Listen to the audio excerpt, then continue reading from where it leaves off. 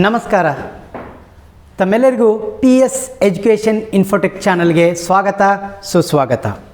ಇವತ್ತು ನಾವು ಮೊನ್ನೆ ತಾನೇ ನಡೆದಂಥ ಸಪ್ಲಿಮೆಂಟ್ರಿ ಪರೀಕ್ಷೆಯಲ್ಲಿ ನಡೆದಂಥ ಪ್ರಶ್ನೆ ಪತ್ರಿಕೆ, ಇತಿಹಾಸ ವಿಷಯದ ಪ್ರಶ್ನೆ ಪತ್ರಿಕೆಯನ್ನು ಬಿಡಿಸುವಂಥದ್ದು, ಕ್ವಶನ್ ಪೇಪರ್ ಸಾಲ್ವಿಂಗ್. ಆ ಒಂದು ನಿಟ್ಟಿನಲ್ಲಿ ಇತಿಹಾಸ ವಿಷಯದ ಪ್ರಶ್ನೆ ಪತ್ರಿಕೆಗಳನ್ನು ಬಿಡಿಸುವಂತಹದ್ದನ್ನು ನಾವು ಇವತ್ತು ನೋಡೋಣ. ಸೂಚನೆ ನಿಮ್ಮೆಲ್ಲರಿಗೂ ಗೊತ್ತು, ಪ್ರಶ್ನೆಗಳ ಕ್ರಮ ಸಂಖ್ಯೆಯನ್ನು ಸರಿಯಾಗಿ ನಮೂದಿಸುವಂತಹದ್ದು. ವಿಶೇಷವಾಗಿ ಇಲ್ಲಿ ಒಂದು ಇತಿಹಾಸದಲ್ಲಿ ಒಂದು ಪ್ರಶ್ನೆ ಇದೆ, 31B ಮತ್ತು 31A. 31A ಯಾರು ಬಿಡಿಸ್ಬೇಕು, 31B ಯಾರು ಬಿಡಿಸ್ಬೇಕನ್ನುವಂಥದ್ದು. ಸಾಮಾನ್ಯವಾಗಿ ವಿದ್ಯಾರ್ಥಿಗಳು ಕನ್ಫ್ಯೂಷನ್ ಮಾಡಿಕೊಂಡು 31A ಮತ್ತು 31B ಎರಡನ್ನು ಬರೆದಿರುವಂತಹದ್ದನ್ನು ನಾವು ನೋಡ್ತೇವೆ. ಅಲ್ಲ, 31A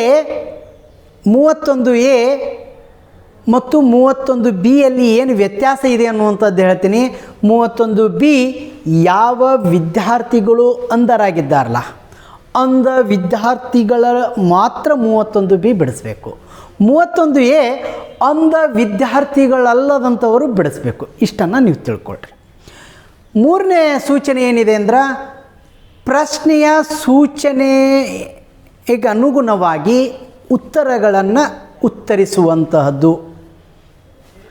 ಅದನ್ನು ಸಾಮಾನ್ಯವಾಗಿ ಒಂದು ಅಂಕದ ಪ್ರಶ್ನೆಗಳನ್ನು ಒಂದು ವಾಕ್ಯದಲ್ಲಿ ಅಥವಾ ಒಂದು ಪದದಲ್ಲಿ ಉತ್ತರಿಸುವಂತಹದ್ದು, 5 ಅಂಕದ ಪ್ರಶ್ನೆಗಳನ್ನು 15ರಿಂದ 20 ವಾಕ್ಯಗಳಲ್ಲಿ ಉತ್ತರಿಸುವಂಥದ್ದು. ಈ ರೀತಿ ಸೂಚನೆಗಳಿರ್ತಾವೆ ಆ ಪ್ರಶ್ನೆಗಳಿಗೆ. ಆ ಸೂಚನೆಗಳಿಗೆ ಅನುಗುಣವಾಗಿ ಉತ್ತರಗಳನ್ನು ಬರೆಯುವಂತಹದ್ದನ್ನು ಮಾಡಬೇಕು. ಸೊ ಈಗ ನಾವು ಮೊದಲನೇದು ನೋಡೋಣ. ಭಾಗ ಎದಲ್ಲಿ ಈ ಮೊದಲನೇ ಪ್ರಶ್ನೆ ಇದೆ. ಈ ಕೆಳಗಿನ ಪ್ರತಿಯೊಂದು ಪ್ರಶ್ನೆಗಳಿಗೆ ಒಂದು ಪದ ಅಥವಾ ಒಂದು ವಾಕ್ಯದಲ್ಲಿ ಉತ್ತರಿಸಿ. ಈ ಪ್ರಶ್ನೆಗಳಿಗೆ ನಾವು ಡಿಟೇಲ್ ಆಗಿ ಬರೆಯುವಂತಹದ್ದಿಲ್ಲ, ಒಂದು ವಾಕ್ಯ ಅಥವಾ ಒಂದು ಪದದಲ್ಲಿ. ಈ ಪ್ರಶ್ನೆಗಳಿಗೆ ಒಂದು ಪ್ರಶ್ನೆಗೆ ಸರಿಯಾಗಿ ಬರೆದರೆ ಒಂದು ಅಂಕ ಇರುತ್ತೆ. ಹಾಗೆ ಮೊದಲನೇ ಪ್ರಶ್ನೆ ನೋಡೋಣ ನಾವು. ಪ್ರಾಚೀನ ಕರ್ನಾಟಕದ ಮೇರೆಯನ್ನು ಉಲ್ಲೇಖಿಸುವ ಗ್ರಂಥ ಯಾವುದು? ಉತ್ತರ ಕವಿರಾಜ ಮಾರ್ಗ. ಶ್ರೀ ವಿಜಯನಿಂದ ರಚಿಸಲ್ಪಟ್ಟಂಥ ಕವಿರಾಜ ಮಾರ್ಗ ಪ್ರಾಚೀನ ಕರ್ನಾಟಕದ ಮೇರೆಯನ್ನು ಉಲ್ಲೇಖಿಸುವ ಗ್ರಂಥ. ಎರಡನೇ ಪ್ರಶ್ನೆ, ದಕ್ಷಿಣ ಭಾರತದಲ್ಲಿ ಮಾನವನು ಉಪಯೋಗಿಸಿದ ಮೊದಲ ಲೋಹ ಯಾವುದು? ಉತ್ತರ ಕಬ್ಬಿಣ. ಪ್ರಥಮ ವೇದವನ್ನು ಹೆಸರಿಸಿ. ಮೂರನೇ ಪ್ರಶ್ನೆ, ಪ್ರಥಮ ವೇದವನ್ನು ಹೆಸರಿಸಿ. ಉತ್ತರ ಋಗ್ವೇದ ಪ್ರಥಮ ವೇದ. ನಾಲ್ಕನೇದು, ಕುಶಾನರ ಮೊದಲ ಅರಸ ಯಾರು? ಕುಶಾನರ ಮೊದಲ ಅರಸ ಕುಜಲ್ ಕಾಡ್ಪೈಸಸ್ ಅಥವಾ ಮೊದಲನೇ ಕಾಡ್ಪೈಸಸ್ ಅಂತೇಳಿ. ಐದನೇ ಪ್ರಶ್ನೆ, ಮೊದಲ ಪಾನಿಪತ್ ಕದನ ಯಾವಾಗ ನಡೆಯಿತು? ಉತ್ತರ ಸಾಶ 1526ರಲ್ಲಿ ನಡೀತು. ಇದು ಯಾರ್ಯಾರ ನಡುವೆ ನಡೀತು ಅನ್ನುವಂಥದ್ದು ಸಾಮಾನ್ಯವಾಗಿ ಗೊತ್ತದ. ದೆಹಲಿ ಸುಲ್ತಾನರ ಕೊನೆಯ ಅರಸ ಇಬ್ರಾಹಿಂ ಲೋಧಿ ಮತ್ತು ಬಾಬರನ ನಡುವೆ ನಡೆಯಿತು. ಈ ಕದನದ ನಂತರ ದೆಹಲಿ ಸುಲ್ತಾನರ ಸಂತತಿ ಅವನತಿಯಾಯಿತು. ಭಾರತದಲ್ಲಿ ಮೊಘಲರ ಸಾಮ್ರಾಜ್ಯ ಸ್ಥಾಪನೆಯಾಯಿತು. ಮುಂದಿನ ಪ್ರಶ್ನೆ, ಬೀದರ್ನಲ್ಲಿರುವ ಮದರ್ಸಾವನ್ನು ನಿರ್ಮಿಸಿದವರು ಯಾರು? ಬೀದರ್ನಲ್ಲಿರುವ ಮದರ್ಸಾವನ್ನು ಸಾಮಾನ್ಯ ಶಕ ವರ್ಷ 1472ರಲ್ಲಿ ಮೊಹಮ್ಮದ್ ಗವಾನ್ ನಿರ್ಮಿಸಿದ. ಮುಂದಿನ ಪ್ರಶ್ನೆ, ಏಳನೇ ಪ್ರಶ್ನೆ, ಭಾರತದಲ್ಲಿ ಡಚ್ಚರ ರಾಜಧಾನಿಯನ್ನು ಹೆಸರಿಸಿ. ಭಾರತದಲ್ಲಿನ ಡಚ್ಚರ ರಾಜಧಾನಿ ಪುಲಿಕಾಟ್. ಮುಂದಿನ ಪ್ರಶ್ನೆ, ಎಂಟನೇ ಪ್ರಶ್ನೆ, ಸಂಪತ್ತಿನ ಸೋರಿಕೆ ಸಿದ್ಧಾಂತವನ್ನು ಪ್ರತಿಪಾದಿಸಿದವರು ಯಾರು? ಸಂಪತ್ತಿನ ಸೋರಿಕೆ ಸಿದ್ಧಾಂತವನ್ನು ಪ್ರತಿಪಾದಿಸಿದವರು ದಾದಾಬಾಯಿ ನವರೋಜಿ. ಅವರ ಪ್ರಸಿದ್ಧ ಕೃತಿ party and British role in India. ಅವರಿಗೆ ಭಾರತದ ವೃದ್ಧ ಪಿತಾಮಹ ಅಂತಲೂ ಕರೀತಾರೆ. 9ನೇ ಪ್ರಶ್ನೆ, ವೇದಗಳಿಗೆ ಹಿಂತಿರುಗಿ ಇದು ಎಂದು ಕರೆ ನೀಡಿದವರು ಯಾರು? ವೇದಗಳಿಗೆ ಹಿಂತಿರುಗಿ ಎಂದು ಕರೆ ನೀಡಿದವರು ಯಾರು? ವೇದಗಳಿಗೆ ಹಿಂತಿರುಗಿ ಅಂತೇಳಿ ಕರೆ ನೀಡಿದಂಥವರು ಸ್ವಾಮಿ ದಯಾನಂದ ಸರಸ್ವತಿ. 10ನೇ ಪ್ರಶ್ನೆ, ಭಾರತದ ಉಕ್ಕಿನ ಮನುಷ್ಯ ಎಂದು ಪ್ರಸಿದ್ಧರಾದವರು ಯಾರು? ಸರ್ದಾರ್ ವಲ್ಲಭಭಾಯಿ ಪಟೇಲರನ್ನು ಭಾರತದ ಉಕ್ಕಿನ ಮನುಷ್ಯ ಅಂಥೇಳಿ ಕರೀತೇವೆ. ಇಲ್ಲಿಗೆ 1 ಅಂಕದ ಪ್ರಶ್ನೆಗಳು ಮುಕ್ತಾಯವಾದವು. ಈಗ ಭಾಗ ಬಿ ಅಂಥೇಳಿ ಕರೀತೇವೆ. ಅದು 2ನೇ ಪ್ರಶ್ನೆಯಲ್ಲಿ ನೋಡ್ರಿ, ಈ ಕೆಳಗಿನ ಯಾವುದಾದರೂ 10 ಪ್ರಶ್ನೆಗಳಿಗೆ ಪ್ರತಿಯೊಂದಕ್ಕೂ 2 ಪದ ಅಥವಾ 2 ವಾಕ್ಯಗಳಲ್ಲಿ ಉತ್ತರಿಸುವಂಥದ್ದು. ಇಲ್ಲಿ 12 ಪ್ರಶ್ನೆಗಳಿರ್ತಾವೆ. 12 ಪ್ರಶ್ನೆಗಳಲ್ಲಿ ನೀವು ಯಾವುದಾದ್ರೂ 10 ಪ್ರಶ್ನೆಗಳನ್ನು ಬರೀಬೇಕು. ಅಲ್ಲಿ 11ನೇ ಪ್ರಶ್ನೆ ನೋಡ್ರಿ, ಭಾರತವನ್ನು ಪಶ್ಚಿಮದೊಂದಿಗೆ ಸಂಪರ್ಕಿಸುವ ಯಾವುದಾದರೂ 2 ಕಣಿವೆಗಳನ್ನು ಹೆಸರಿಸಿ. ಉತ್ತರ ಖೈಬರ್ ಮತ್ತು ಬೋಲಾನ್ ಕಣಿವೆಗಳು. ಗೋಲಾನ್ ಅಂತೇಳಿ ಬರ್ತದೆ ಅದೇ ಭಾಗದಲ್ಲಿ. ಓಕೆ, ಇದೇ ಖೈಬರ್ ಮತ್ತು ಬೋಲಾನ್ ಕಣಿವೆಗಳ ಮೂಲಕನೇ ಏನಾಗಿದೆಯಪ್ಪ ಅಂತಂದ್ರೆ ಆ ಗ್ರೀಕ್ ದಂಡಕೋರನಾದಂಥ ಅಲೆಕ್ಸಾಂಡರ್, ನಂತರ ಈ ಮಧ್ಯ ಕಾಲಿನಲ್ಲಿ ಮೊಹಮ್ಮದ್ ಗಜ್ನಿ ಮತ್ತು ಮೊಹಮ್ಮದ್ ಗೋರಿ, ಈ ಹಲವು ವಿದೇಶಿಯರು ಈ ಖೈಬರ್, ಬೋಲಾನ್ ಮತ್ತು ಗೋಲಾನ್ ಕಣಿವೆಗಳ ಮೂಲಕನೇ ಭಾರತದ ಮೇಲೆ ಭಾರತ ಪ್ರವೇಶಿಸಿರುವಂತಹದ್ದನ್ನು, ಭಾರತದ ಮೇಲೆ ದಾಳಿ ಮಾಡಿರುವಂತಹದ್ದನ್ನು ನಾವು ನೋಡ್ತೀವಿ. 12ನೇದು ಶಾತವಾಹನರ ಯಾವುದಾದರೂ 2 ವಾಸ್ತುಶಿಲ್ಪ ಕೇಂದ್ರಗಳನ್ನು ಹೆಸರಿಸಿ. ಉತ್ತರ ಅಮರಾವತಿ, ನಾಗಾರ್ಜುನಕೊಂಡ, ಕಾರ್ಲೆ, ನಾಸಿಕ್, ಕನೇರಿಯಾ. ಇವುಗಳಲ್ಲಿ 2 ಬರೆದರೆ ಸಾಕು. 13ನೇ ಪ್ರಶ್ನೆ, ಗೊಮ್ಮಟೇಶ್ವರ ವಿಗ್ರಹವನ್ನು ಪ್ರತಿಷ್ಠಾಪಿಸಿದವರು ಯಾರು ಮತ್ತು ಎಲ್ಲಿ? ಈ ಗೊಮ್ಮಟೇಶ್ವರ ವಿಗ್ರಹವನ್ನು ಗಂಗರ ಶ್ರೇಷ್ಠ ಮಂತ್ರಿ ಚಾವುಂಡರಾಯ ಶ್ರವಣಬೆಳಗೊಳದಲ್ಲಿ ಸಾಮಾನ್ಯ ಶಕ ವರ್ಷ 983ರಲ್ಲಿ ಪ್ರತಿಷ್ಠಾಪಿಸಿದರು. ಮುಂದೆ 14ನೇ ಪ್ರಶ್ನೆ, ಹೊಯ್ಸಳರ ಯಾವುದಾದರೂ 2 ರಾಜಧಾನಿಗಳನ್ನು ಹೆಸರಿಸಿರಿ. ದ್ವಾರಸಮುದ್ರ, ಸೊಸೆಯೂರು, ಬೇಲೂರು. ಇವುಗಳಲ್ಲಿ ಯಾವುದಾದ್ರೂ 2 ಬರೆದರೆ ಸಾಕು.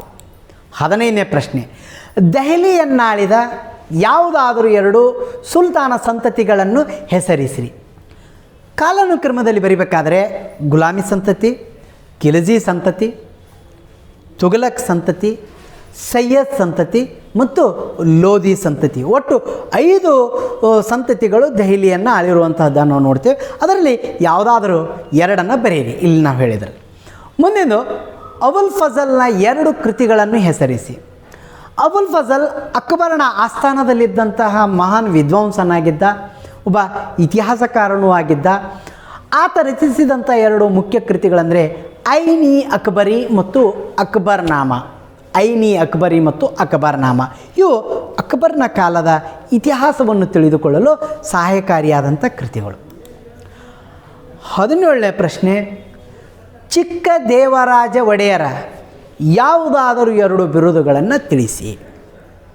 ಚಿಕ್ಕ ದೇವರಾಜ ಒಡೆಯರ ಮೈಸೂರಿನ ಒಡೆಯರ ಸಂತತಿಯ ಅಪ್ರತಿಮ ಅರಸ, ಮಹಾನ್ ಅರಸ, ಶ್ರೇಷ್ಠ ಅರಸ. ಅವರ ಬಿರುದುಗಳಂದರೆ ಕರ್ನಾಟಕ ಚಕ್ರವರ್ತಿ, ಅಪ್ರತಿಮ ವೀರ, ತೆಂಕನ ರಾಜ್ಯ, ರಾಜ ಜಗದೇವ, ಮಹಾರಾಷ್ಟ್ರ ಭೂಪಾಲ, ಜಾಲಪುರಿ. ಇದರಲ್ಲಿ 2 ಬರೆದರೆ ಸಾಕು. ಇನ್ನೊಂದು ಇಲ್ಲಿ ನವಕೋಟಿ ನಾರಾಯಣ ಅನ್ನುವಂಥದ್ದು ಚಿಕ್ಕ ದೇವರಾಜ ಒಡೆಯರ ಬಿರುದನೆ. ಮುಂದಿನ 18ನೇ ಪ್ರಶ್ನೆ, ಶಂಕರಾಚಾರ್ಯರ ತಂದೆ ತಾಯಿಯರು ಅದ್ವೈತ ಸಿದ್ಧಾಂತದ ಪ್ರತಿಪಾದಕನಾದಂತಹ ಶಂಕರಾಚಾರ್ಯ, ಅವರ ತಂದೆ ಶಿವಗುರು, ತಾಯಿ ಆರ್ಯಾಂಬೆ. ಮುಂದಿನ 19ನೇ ಪ್ರಶ್ನೆ, ಪ್ಲಾಸಿ ಕದನ ಯಾರ ನಡುವೆ ನಡೆಯಿತು? ಪ್ಲಾಸಿ ಕದನ 1757ರಲ್ಲಿ ಬಂಗಾಳದ ನವಾಬ ಸಿರಾಜುದ್ದೌಲ್ ಮತ್ತು ಬ್ರಿಟಿಷರ ರಾಬರ್ಟ್ ಕ್ಲೈವ್ನ ನಡುವೆ ನಡೆಯಿತು. ಉತ್ತರ ಸಿರಾಜುದ್ದೌಲ್ ಮತ್ತು ಬ್ರಿಟಿಷರ ರಾಬರ್ಟ್ ಕ್ಲೈವ್. 20ನೇ ಪ್ರಶ್ನೆ, ಪೌರಾತ್ಯ ಸಾಹಿತ್ಯದ ಬಗ್ಗೆ ಮೆಕಾಲೆಯ ಅಭಿಪ್ರಾಯವೇನಾಗಿತ್ತು? ಸಾಮಾನ್ಯವಾಗಿ ಭಾರತಕ್ಕೆ ಇಂಗ್ಲೀಷ್ ಶಿಕ್ಷಣ ಬರಲು ಮೂಲ ಕಾರಣೀಕರ್ತನೇ ಈ ಮೆಕಾಲೆ. ಈ ಮೆಕಾಲೆಗೆ ಭಾರತೀಯರ ಬಗ್ಗೆ ಒಂದಿಷ್ಟು ಸರಿಯಾದಂಥ ಅಭಿಪ್ರಾಯ ಇರಲಿಲ್ಲ. ಹಾಗಾಗಿ ಈ ಭಾರತದ ಸಾಹಿತ್ಯದ ಬಗ್ಗೆ ಮೆಕಾಲೆ ಏನು ಹೇಳಿನಪ್ಪ ಅಂತಂದ್ರೆ, ಭಾರತ ಮತ್ತು ಅರೇಬಿಯಾದ ಸಮಸ್ತ ಪೌರಾತ್ಯ ಸಾಹಿತ್ಯ ಸೇರಿದರೂ ಸಹ ಯುರೋಪಿನ ಉತ್ತಮ ಗ್ರಂಥಾಲಯದ ಕಪಾಟೊಂದರ ಗ್ರಂಥಗಳಿಗೆ ಸಮವಾಗದು ಅನ್ನುವಂಥದ್ದು ಅವನ ಅಭಿಪ್ರಾಯವಾಗಿತ್ತು. ಮುಂದಿನ 21ನೇ ಪ್ರಶ್ನೆ, ಮೈಸೂರಿನ ಇಬ್ಬರು ಪ್ರಮುಖ ಕಮಿಷನರ್ಗಳನ್ನು ಹೆಸರಿಸಿ. ಮಾರ್ಕಬನ್, ಲೇವಿಯಸ್, ಬೆಂಥಮ್, ಬೌರಿಂಗ್. ಮುಂದಿನ 22ನೇ ಪ್ರಶ್ನೆ, ಭಾರತೀಯ ರಾಷ್ಟ್ರೀಯ ಕಾಂಗ್ರೆಸ್ನ ಪ್ರಥಮ ಸಭೆ ಯಾವಾಗ ಮತ್ತು ಎಲ್ಲಿ ನಡೆಯಿತು? ಭಾರತೀಯ ರಾಷ್ಟ್ರೀಯ ಕಾಂಗ್ರೆಸ್ಸಿನ ಪ್ರಥಮ ಸಭೆ ಬೊಂಬಾಯಲ್ಲಿ ಅಥವಾ ಬಾಂಬೆಯಲ್ಲಿ ನಡೀತು. ಯಾವಾಗ ಅಂದರೆ 1885ರಲ್ಲಿ. ಇದರ ಪ್ರಥಮ ಅಧ್ಯಕ್ಷ WC ಬ್ಯಾನರ್ಜಿ. ಇದರಲ್ಲಿ ಸುಮಾರು 72 ಜನ ಪ್ರತಿನಿಧಿಗಳು ಭಾಗವಹಿಸಿದರು. ವಿಶೇಷವಾಗಿ ಕರ್ನಾಟಕದಿಂದಲೂ 4 ಜನ ಈ ಅಧಿವೇಶನದಲ್ಲಿ ಭಾಗಿಯಾಗಿರುವಂಥದ್ದನ್ನು ನಾವು ನೋಡ್ತೀವಿ. ಇನ್ನು ಭಾಗ ಸಿ, ಇಲ್ಲಿ 3ನೇ ಪ್ರಶ್ನೆ ಏನದ ನೋಡ್ರಿ. ಈ ಕೆಳಗಿನ ಯಾವುದಾದರೂ 6 ಪ್ರಶ್ನೆಗಳಿಗೆ ಪ್ರತಿಯೊಂದಕ್ಕೆ 15ರಿಂದ 20 ವಾಕ್ಯಗಳಲ್ಲಿ ಉತ್ತರಿಸಿ. 5 ಅಂಕದ ಪ್ರಶ್ನೆ. ಇಲ್ಲಿ ಒಟ್ಟು 8 ಪ್ರಶ್ನೆಗಳಿರ್ತಾವೆ. ಆ 8 ಪ್ರಶ್ನೆಗಳಲ್ಲಿ ನೀವು ಯಾವುದಾದ್ರೂ ಏನು ಮಾಡಬೇಕು, 6 ಪ್ರಶ್ನೆಗಳಿಗೆ ನೀವು ಉತ್ತರ ಮಾಡಬೇಕು. ಅದರಲ್ಲಿ 23ನೇ ಪ್ರಶ್ನೆ, ಭಾರತದ ಇತಿಹಾಸ ರಚನೆಗೆ ಪ್ರಾಕ್ತನ ಮೂಲಾಧಾರಗಳ ಮಹತ್ವವನ್ನು ಕುರಿತು ಬರೆಯಿರಿ. ನೋಡ್ರಿ, ಪ್ರಾಕ್ತನ ಮೂಲಾಧಾರಗಳ ಮಹತ್ವ. ಲಿಖಿತ ಮೂಲಾಧಾರಗಳಿಲ್ಲದ ಸಂದರ್ಭಗಳಲ್ಲಿ ಇವು ಏಕಮಾತ್ರ ಆಧಾರಗಳಾಗಿರುತ್ತವೆ. ನಾಣ್ಯಗಳು, ಮುದ್ರೆಗಳು, ಆಭರಣಗಳು, ಸಲಕರಣೆಗಳು, ಶಾಸನಗಳು, ಕಟ್ಟಡಗಳು, ಅವಶೇಷಗಳು, ಮಡಿಕೆಗಳು, ಗೃಹೋಪಯೋಗಿ ವಸ್ತುಗಳು, ಜೇಡಿಮಣ್ಣಿನ ಮೂರ್ತಿ, ಆಯುಧಗಳು ಮುಖ್ಯವಾಗಿ. ಇವೆಲ್ಲ ಪುರಾತತ್ವ ಮೂಲಾಧಾರ. ಒಂದನೇದು ಉತ್ಖನನ. ಭೂ ಉತ್ಖನನ ಅಂಥೇಳಿ ಕರಿತೇವೆ. ಮೂಲಾಧಾರಗಳನ್ನು ಹೆಕ್ಕಿ ತೆಗೆಯುವ ವೈಜ್ಞಾನಿಕ ಭೂ ಅಗೆತವನ್ನು ನಾವೇನಂತೇವೆ, ಉತ್ಖನನ ಎಂದು ಕರೆಯುತ್ತೇವೆ. ಎರಡನೇದು ಶಾಸನಗಳು. ಈ ಶಾಸನಗಳ ವೈಜ್ಞಾನಿಕ ಅಧ್ಯಯನಕ್ಕೆ ಶಾಸನಶಾಸ್ತ್ರ ಅಥವಾ ಎಪಿಗ್ರಾಫ್ ಅಂತೇಳಿ ಕರಿತೇವೆ. ಮೂರನೇದು ನಾಣ್ಯಗಳ ವೈಜ್ಞಾನಿಕ ಅಧ್ಯಯನಕ್ಕೆ ನ್ಯೂಸ್ಮೆಟಿಕ್ ಅಂತೇಳಿ ಕರಿತೇವೆ. ಸ್ಮಾರಕಗಳು, ಇಲ್ಲಿ ಕೋಟೆಗಳು ಬರ್ತಾವು, ಅರಮನೆಗಳು ಬರ್ತಾವು, ಗುಹೆಗಳು ಬರ್ತಾವು, ಬಸದಿಗಳು ಬರ್ತಾವು, ದೇವಾಲಯಗಳು ಬರ್ತಾವು, ಮೂರ್ತಿಗಳು ಬರ್ತಾವು. ಕೊನೆಯದಾಗಿ 5ನೇದು ವರ್ಣಚಿತ್ರಗಳು. ವಿವಿಧ ಕಾಲದ ವರ್ಣಚಿತ್ರಗಳು, ಸಾಮಾನ್ಯವಾಗಿ ಹಿಂದಿನ ಬೋಲಾನ್ ಗುಹೆಗಳಲ್ಲಿರುವಂತಹದ್ದು, ಅವುಗಳನ್ನು ನಾವು ನೋಡ್ತೀವಿ. ಇವುಗಳ ಬಗ್ಗೆ ಒಂದು 2 ಅಥವಾ 3 ವಾಕ್ಯಗಳಲ್ಲಿ ವಿವರಿಸ್ಕೊಂತೋದ್ರೆ ಸಾಕಾಗುತ್ತೆ.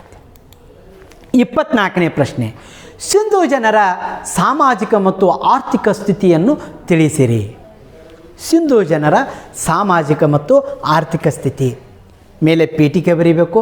ಆಮೇಲೆ ಅವರ ಸಾಮಾಜಿಕ ಜೀವನದಲ್ಲಿ ಮುಖ್ಯವಾಗಿ ಏನೇನು ಬರಬೇಕಂತ ತಿಳ್ಕೊಳ್ರಿ. ಒಂದು, ಸಾಮಾಜಿಕ ವರ್ಗಗಳಿರಬೇಕು. ಸಾಮಾಜಿಕ ವರ್ಗಗಳ ನಂತರ ಅವರ ಆಹಾರ ಇಡಬೇಕು, ಉಡುಗೆ ತೊಡುಗೆಗಳಿರಬೇಕು, ಆಭರಣಗಳಿರಬೇಕು ಮತ್ತು ಮನರಂಜನೆಗಳಿರಬೇಕು. ಆಮೇಲೆ ಆರ್ಥಿಕ ಜೀವನದಲ್ಲಿ ಏನೇನಿರಬೇಕು, ಕೃಷಿ ನಂತರ ಅವರ ಕೈಗಾರಿಕೆಗಳು, ಅವರ ಆಯುಧಗಳು, ತದನಂತರ ವ್ಯಾಪಾರದಲ್ಲಿ ಆಂತರಿಕ ವ್ಯಾಪಾರ, ವಿದೇಶಿ ವ್ಯಾಪಾರ, ನಂತರ ತೂಕ ಮತ್ತು ಅಳತೆ. ಈ ರೀತಿಯಾದಂಥ ಪಾಯಿಂಟ್ಸ್ಗಳಿರಬೇಕು. ನೋಡಿರಿ, ಸಾಮಾಜಿಕ ಜೀವನ, ಗೋಧಿ, ಬಾರ್ಲಿ, ಅಕ್ಕಿ ಇವುಗಳನ್ನು ಉಪಯೋಗಿಸ್ತಿದ್ದರು. ಹತ್ತಿ ಮತ್ತು ಉಲನ್ ಬಟ್ಟೆಗಳನ್ನು ಅವರು ಧರಿಸ್ತಾ ಇದ್ದರು. ಆಭರಣಗಳು, ಸ್ತ್ರೀ ಮತ್ತು ಪುರುಷರಿಬ್ಬರು ಆಭರಣ ಪ್ರಿಯರಾಗಿದ್ದರು. ಆಮೇಲೆ ಬಂಗಾರ, ಬೆಳ್ಳಿ ಇವುಗಳಿಂದ, ತಾಮ್ರ, ಸತು ಇವುಗಳಿಂದ ಇವರ ಆಭರಣಗಳನ್ನು ತಯಾರಿಸ್ಕೊಳ್ತಾ ಇದ್ದರು. ಇವರು ಒಳಾಂಗಣ ಮತ್ತು ಹೊರಾಂಗಣ ಕ್ರೀಡೆಗಳನ್ನ ಆಡ್ತಾಯಿದ್ರು. ಶವಗಳನ್ನು ಹೂಳುವ ಪದ್ಧತಿ ಜಾರಿಯಲ್ಲಿತ್ತು. ಸಿಂಧೂ ಜನರು 3 ರೀತಿಯ ಶವ ಸಂಸ್ಕಾರ ಪದ್ಧತಿಗಳನ್ನು ಅನುಸರಿಸ್ಕೊಂಡಿದ್ದರು. ಒಂದು ಹೂಳುವ ಪದ್ಧತಿ, ಸುಡುವ ಪದ್ಧತಿ, ಇನ್ನೊಂದು ಅಂಶಿಕವಾಗಿ ಹೂಳುವಂಥ ಪದ್ಧತಿ. ಆರ್ಥಿಕ ಜೀವನ ಹರಪ್ಪ, ಕಾಲಿಬಂಗ, ನೃಪ, ಚುನೋದಾರ್ಗಳು ಪ್ರಮುಖ ವ್ಯಾಪಾರ ಕೇಂದ್ರಗಳಾಗಿದ್ದವು. ಆಮೇಲೆ ಈ ಲೋತಾಲ್ ವಿದೇಶಿ ವ್ಯಾಪಾರ ವಿನಿಮಯ ಕೇಂದ್ರವಾಗಿತ್ತು. ಇವರಿಗೆ ಆಮದು ಮತ್ತು ರಫ್ತಿನ ಬಗ್ಗೆ ಮಾಹಿತಿ ಇತ್ತು. ಬೇರೆ ಬೇರೆ ಈ ಮೆಸ್ಪೋಟಿಮಿಯಾ ಮತ್ತು ಈಜಿಪ್ಟ್ನೊಂದಿಗೆ ಮಧ್ಯ ಏಷ್ಯಾದ ಕೆಲವು ರಾಷ್ಟ್ರಗಳೊಂದಿಗೆ ಸಿಂಧೂ ಜನರು ವ್ಯಾಪಾರ ಸಂಪರ್ಕವನ್ನು ಹೊಂದಿದ್ದರು. ಇವರಿಗೆ ವಸ್ತು ವಿನಿಮಯ ಪದ್ಧತಿ ಗೊತ್ತಿತ್ತು. ತೂಕ ಮತ್ತು ಅಳತೆ ಸಹ ಇವರಿಗೂ ಗೊತ್ತಿತ್ತು. ಇದಕ್ಕೆ ಆಧಾರವಾಗಿ ಹರಪ್ಪಾದಲ್ಲಿ ಒಂದು ಕಂಚಿನ ಒಂದು ತೂಕದ ತಕ್ಕಡಿ ಸಿಕ್ಕಿರುವಂತಹದ್ದು ಇದಕ್ಕೆ ಒಂದು ಆಧಾರ. ಮುಂದಿನ 25ನೇ ಪ್ರಶ್ನೆ, ಹರ್ಷವರ್ಧನನ ಸಾಧನೆಗಳನ್ನು ವಿವರಿಸಿ. ಈ ಹರ್ಷವರ್ಧನನ ಸಾಧನೆಗಳನ್ನು ವಿವರಿಸಿರಿ ಅಂದಾಗ ಹರ್ಷವರ್ಧನ ಅವನ ಕಾಲ ಸಾಶ 606ರಿಂದ 647. ಹರ್ಷವರ್ಧನನ ಬಗ್ಗೆ ಇತಿಹಾಸದಲ್ಲಿ ತಿಳಿದುಕೊಳ್ಳಲು ಲಭ್ಯವಿರುವಂಥ ಆಧಾರ ಅವನ ಆಸ್ಥಾನಿಕನಾದಂತಹ ಯಾರೋ ಬಾಣಭಟ್ಟ ರಚಿಸಿದ ಹರ್ಷಚರಿತೆ ಮತ್ತು ಹರ್ಷನ ಆಸ್ಥಾನಕ್ಕೆ ಭೇಟಿ ನೀಡಿದಂಥ ಚೀನಿ ಯಾತ್ರಿಕನಾದಂಥ ಹುವನ್ಸಾಂಗನ ಸಿಯುಕೆ ಗ್ರಂಥ ಮುಖ್ಯ ಆಧಾರಗಳು. ಇಲ್ಲಿ ನೋಡ್ರಿ, ಸಾಶ 606ರಲ್ಲಿ ಈ ಹರ್ಷನ ಪಟ್ಟಾಭಿಷೇಕ ಆಗ್ತದ. ಪ್ರಭಾಕರ ವರ್ಧನ ಮತ್ತು ಯಶೋಮತಿ ಇವರ ತಂದೆ ತಾಯಿಗಳು. ರಾಜವರ್ಧನನ ನಂತರ ಈತ ಅಧಿಕಾರಕ್ಕೆ ಬರ್ತಾನೆ. ಅಣ್ಣ ರಾಜವರ್ಧನ ಸಹೋದರಿ ರಾಜಶ್ರೀ. ಹರ್ಷ ತಾನೇಶ್ವರ ಮತ್ತು ಕನೌಜ್ ಇವನ ರಾಜಧಾನಿಗಳಾಗಿರ್ತವೆ.